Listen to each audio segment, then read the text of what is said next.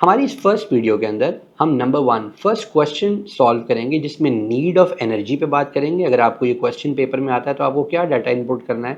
And number 2 we will talk about structure and function and importance of ATP. So let's have a look. Respiration के बारे में बहुत ही limited scope पड़ा हुआ है। अभी तक आप रेस्पिरेशन के बारे में ये जानते हैं कि यहाँ दो प्रोसेसेस बहुत ज्यादा इंपॉर्टेंट है। एक तो ये कि आप ब्रीदिंग करते हैं और ऑक्सीजन का इनटेक कर लेते हैं अपनी बॉडी में, और दूसरे नंबर पर आपको ये पता है कि ये ऑक्सीजन आपकी बॉडी के जो भी रेस्पिरेटरी सबस्ट्रेट्स हैं, मिसाल के तौर पे इन रेस्पिरेटरी सबस्ट्रेट्स में हमारे पास ग्लूकोज शामिल है या कोई भी और एनी अदर सबस्ट्रेट, कोई भी और सबस्ट्रेट हो, तो वो टूटता है और हमें उसके नतीजे में जो चीज मिलती है, हमें उससे बहुत कंसर्न है। और वो चीज क्या है? एनर्जी। हम ये भी जानते हैं कि हमारी दुनिया में जो सिस्टम चल रहा है वो कुछ यूं चल रहा है। मिसाल के तौर पर अगर मैं बात करूं ट्रॉफिक लेवल्स की, आप जानते हैं ना कि ट्रॉफिक का मतलब होता है फूड। ट्रॉफिक का मतलब होता है फूड। लिहाजा अगर हम किसी बात में ट्रॉफिक लेवल की बात करें तो हम कह रहे होते हैं फूड लेवल। ट्रॉफिक लेवल के ऊपर हमारे पास दुनिया में जो ऑर्गेनिजम्स हैं, नंबर 1 हमारे पास ऑटोट्रॉफ्स हैं। ये ऑटोट्रॉफ्स वो हैं जो कि हमारे लिए अपने लिए खुद फूड बना सकते हैं। और दूसरे नंबर पर हमारे पास हेट्रोट्रॉफ्स हैं जो कि हर लिहाज से इनके ऊपर डिपेंड कर रहे होते हैं। ऑटोट्रॉफ्स के ऊपर क्या कर रहे होते हैं? डिपेंडेंट होते हैं। ये ऑटोट्रॉफ्स के ऊपर डिपेंड करते हैं अपनी फूड के लिए। अब हमारे पास जो ऑटोट्रॉफ्स हैं वो कई टाइप्स के हो सकते हैं। हमारे पास ऑटोट्रॉफ कीमो ऑटोट्रॉफ भी होते हैं,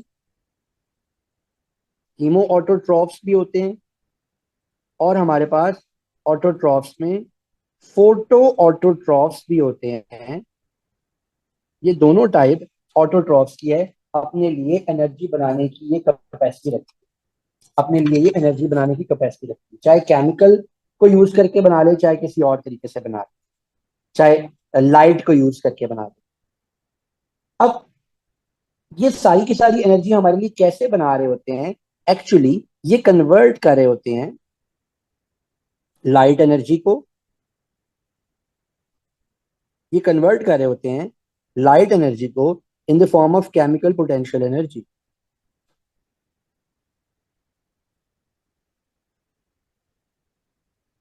लाइट एनर्जी जो कि सूरज से आ रही है, उसको कन्वर्ट करें in the form of chemical potential energy.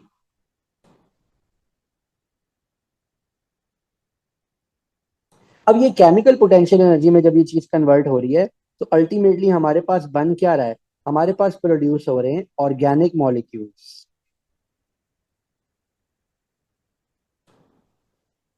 Organic molecules produce हो रहे हैं।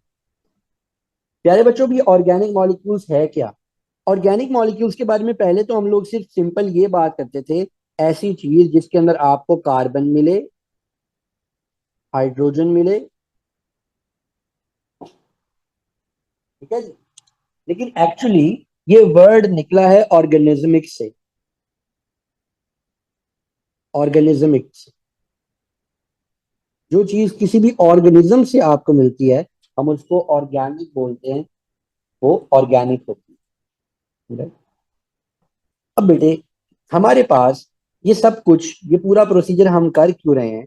ये रेस्पिरेशन के प्रोसीजर से हम गुजर क्यों रहे हैं? हम इसलिए गुजरे हैं बिकॉज अल्टीमेटली हम लोगों को एनर्जी बनानी है।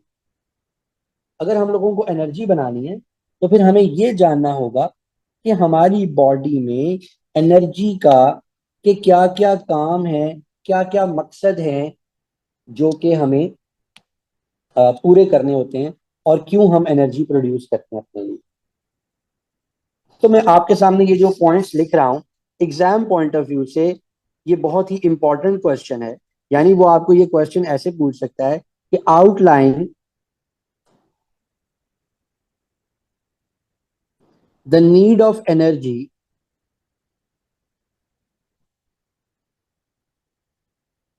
By living organisms. ये आपको 6 से लेकर और 8 नंबर तक या इवन 9 नंबर तक भी ये क्वेश्चन आपको बेटे पूछा जा सकता है। तो बारी बारी हम इनके ऊपर इसकी बात करना शुरू करते हैं, इस पर डिटेल से बात करते हैं। अब हमारे पास ये जो एनर्जी प्रोड्यूस होती है, ये किस फॉर्म में प्रोड्यूस होती है? एनर्जी प्रोड्यूस होती है in the form of ATP. ATP पे भी अभी डिटेल में बात करें। एटीपी है क्या? Adenosine triphosphate. ये जो एडिनोसिन ट्राइफॉस्फेट है बेटा, ये हमारे पास यूनिवर्सल एनर्जी करेंसी है हमारी बॉडी के लिए। This is a universal energy currency.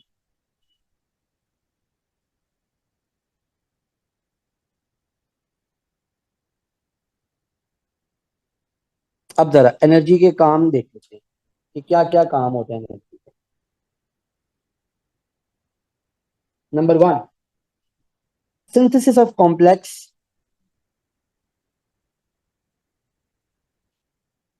Synthesis of complex materials from simple once.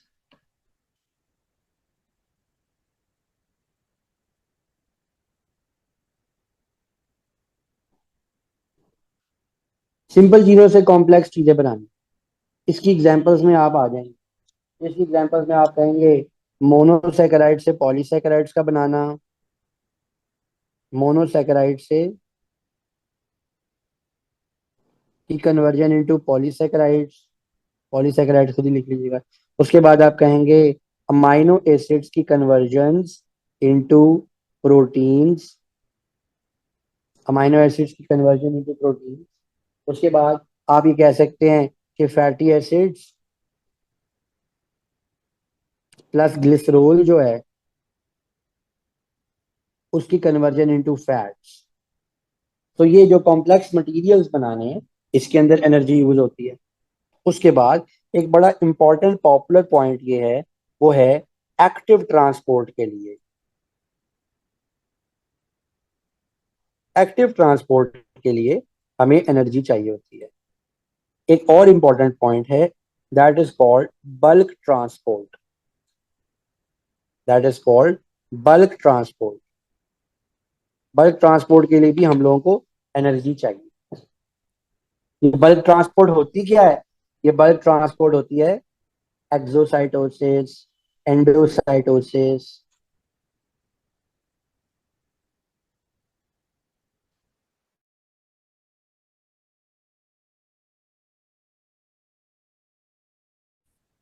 Bulk transport की बात होगी। उसके बाद मैकेनिकल वर्क, मिसाल के तौर पे contraction of muscles.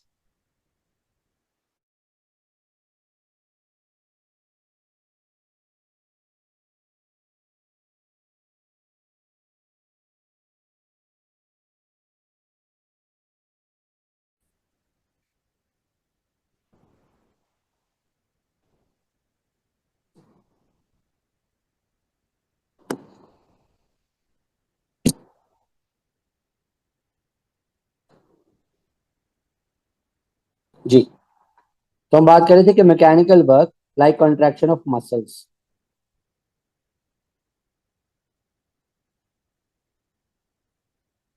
Like contraction of muscles,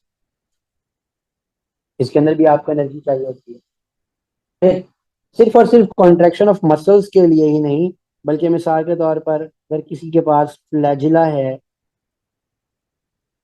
या किसी के पास सीलिया है, उसके लिए भी आपको उसको कॉन्ट्रैक्ट करवाने के लिए भी आपको एनर्जी चाहिए। फिर हमारी बॉडी में जो हम टेम्परेचर मेंटेन करके चलते हैं, हमारे पास जो टेम्परेचर की रेगुलेशन है,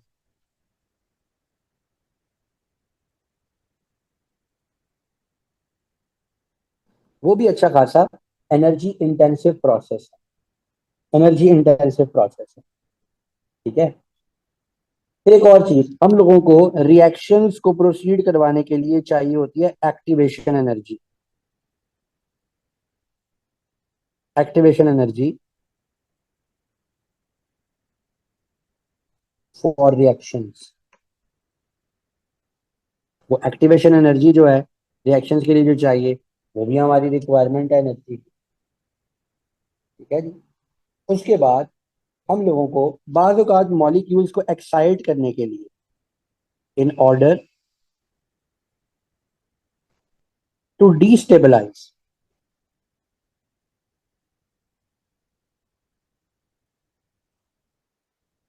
या excite certain molecules to split them,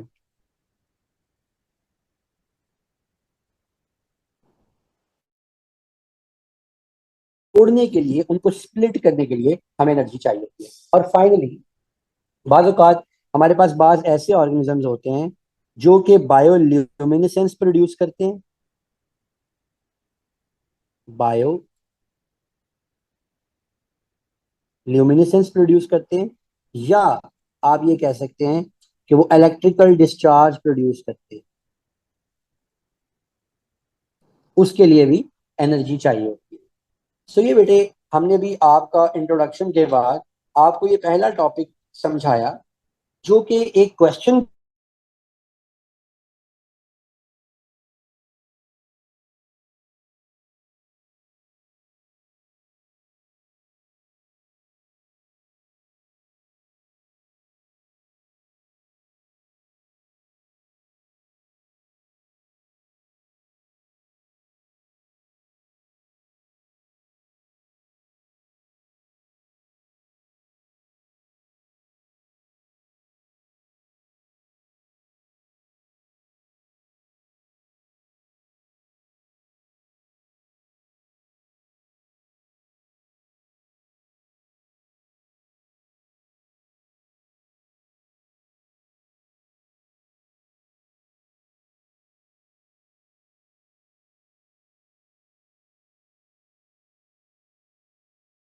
करना है।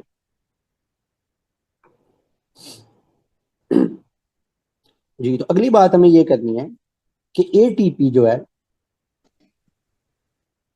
एडिनोसिन ट्राइफॉस्फेट, उसकी क्या इंपॉर्टेंस है। ये जो मैं भी आपको डाटा देने लगा हूँ, ये भी आपको 8 से 9 मार्क्स के लिए प्रिपेयर करना चाहिए। इसके ऊपर भी वो आपको घुमा फिरा के क्वेश्चंस पूछ सकते हैं। सबसे पहले तो हमें एटीपी के स्ट्रक्चर के बारे में पता होना चाहिए कि एटीपी के स्ट्रक्चर में क्या क्या चीजें मौजूद हैं और क्या क्या हमें इसमें जहन में रखना है।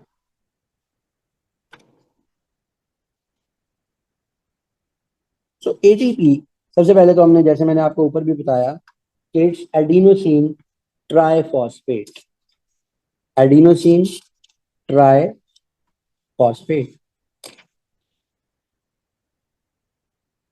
अभी पहले हम इसका स्ट्रक्चर देखेंगे।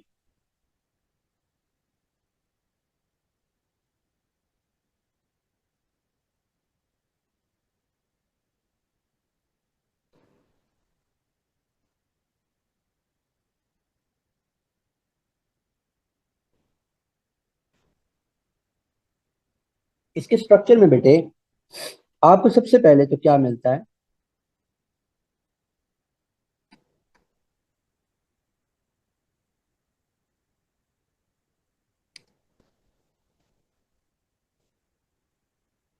आपके पास एक राइबोज शुगर है,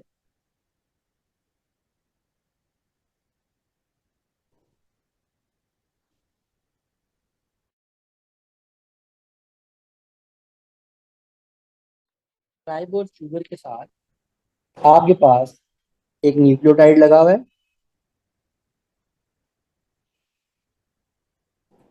जिसको हम एडेनिन कहते हैं, और प्लस इसके साथ आपके पास 3 फॉस्फेट ग्रुप्स लगे हुए हैं। इसीलिए हम इसको बोलते हैं ट्राइफॉस्फेट। इसलिए हम इसको क्या बोलते हैं, ट्राइफॉस्फेट। अब जब ये हमारा एटीपी एक फॉस्फेट को लूज करता है, हम ये कह सकते हैं when it loses it's first phosphate,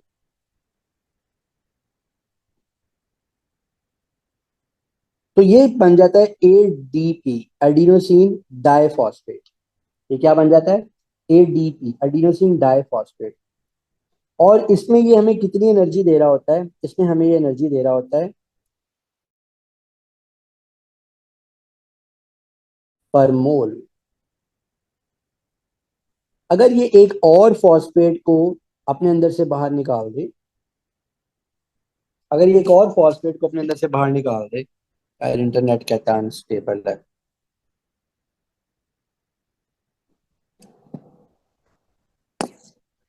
सिर्फ एक सेकंड रुकिएगा।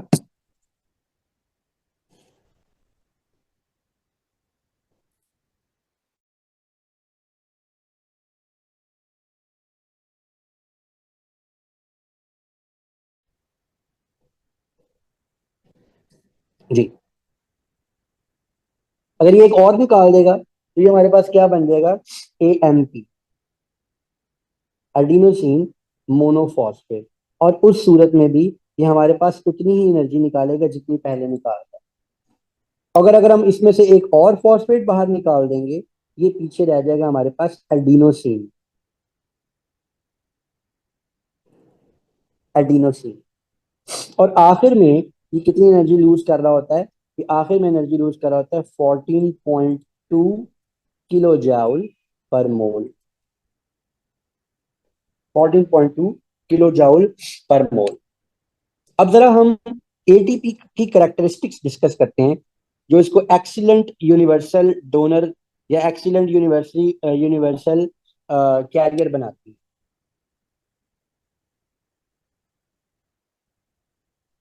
नंबर वन, इसकी high solubility,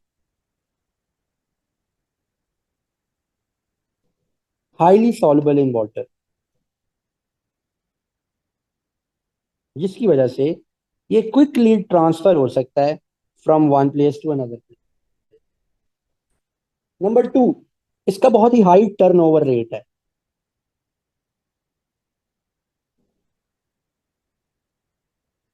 high turnover rate है, यानी आप अपनी बॉडी में 24 आवर्स में, आप अपनी बॉडी में 24 आवर्स में 40 kg, 40 किलो एटीपी बना सकते हैं और उसको उड़ा सकते हैं। और अगर आप बहुत ही कोई हैवी ड्यूटी किस्म की एक्सरसाइज कर रहे हो, बहुत ही हैवी ड्यूटी किस्म की एक्सरसाइज कर रहे हो बेटे, तो उसके अंदर आप क्या कर सकते हैं कि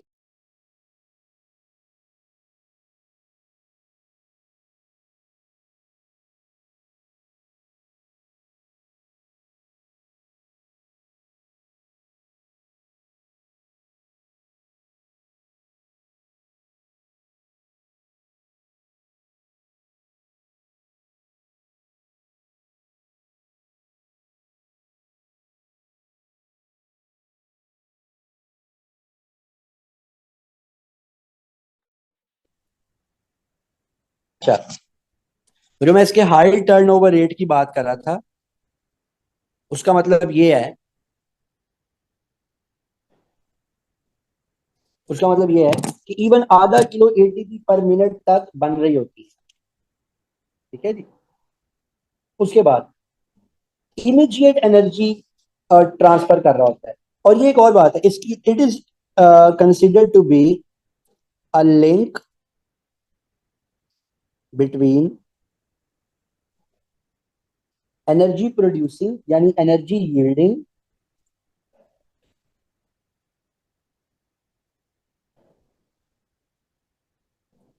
यानी ऐसे प्रोसेस जो एनर्जी यील्ड करते हैं, एंड एनर्जी रिक्वायरिंग प्रोसेसेस, और ऐसे जिनको एनर्जी की जरूरत होती है।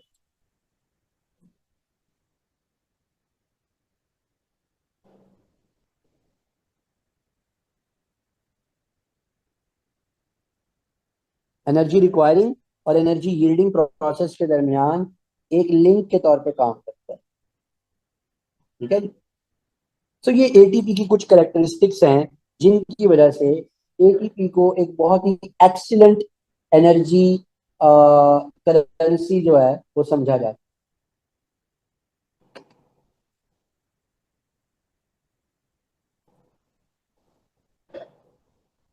तो आज के लिए इतना ही रखते हैं हम। हमने डिस्कस किया इम्पोर्टेंस ऑफ एटीपी,